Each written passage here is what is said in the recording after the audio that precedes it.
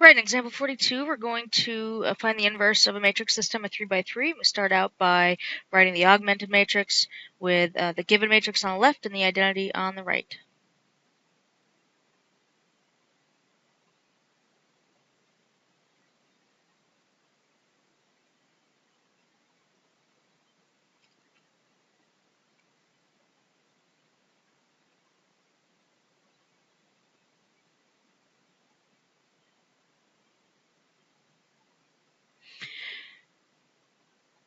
Our first goal being to get a 1 right here. That's most easily accomplished in this case by just swapping rows 1 and 3.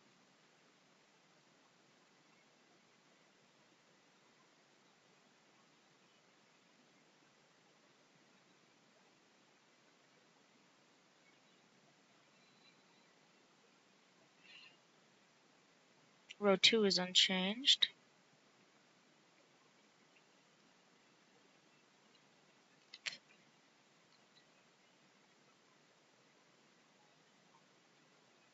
And let's see, row 3 becomes 3, negative 1, 1, 1, 0, 0.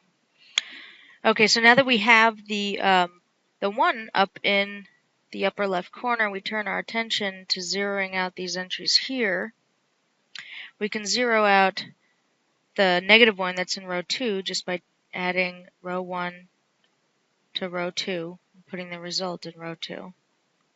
We can zero out the 3 that's in row 3 by multiplying row 1 by negative 3, adding it to row 3 and putting the result in row 3.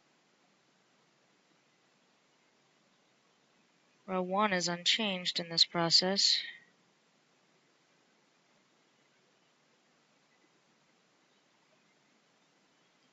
Row 2 becomes 0, 1, 1, 0, 1, 1, and row 3 becomes 0, negative 1, let's see, negative 3 times 1 is negative 3, plus 1 is negative 2. And then because these are zeros here, we know that's going to leave these entries unchanged. Negative 3 times 1 is negative 3 plus 0 is negative 3. All right, so here's where we're at now, and column 1 is looking nice, and column 2, in fact, is well on its way to looking nice. We've already got the 1 where we need it to be, and in fact, that entry above it is already zeroed out, so the only thing we need to do for column 2 now is to zero out the negative 1 below it, and we can accomplish that by adding row 2 to row 3 and putting the result in row 3. Rows 1 and 2 are unchanged.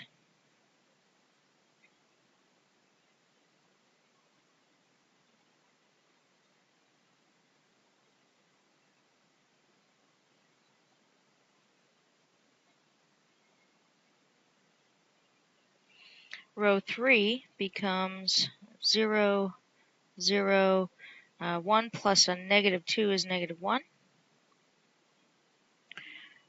Let's see, we've got 1, 1, and 1 plus negative 3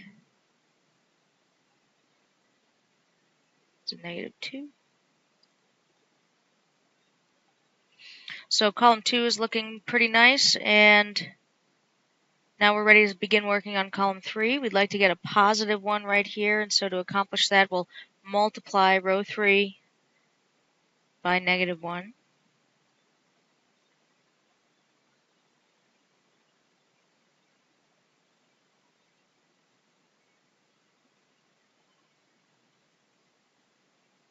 Rows 1 and 2 unchanged.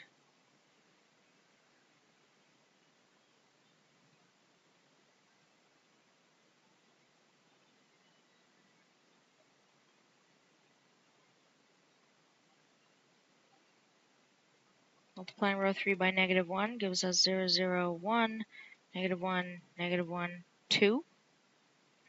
And now the only thing left to do is to zero out these entries above.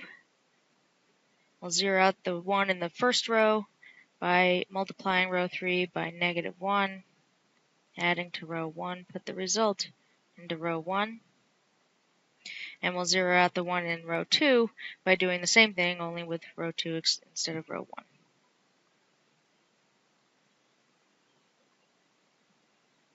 Row 3 remains unchanged.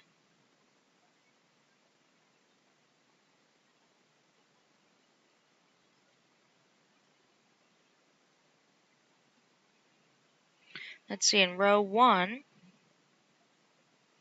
because we have zeros here, we know that's not going to change those entries. And we can actually say the same for row 2, so we can go ahead and fill those in.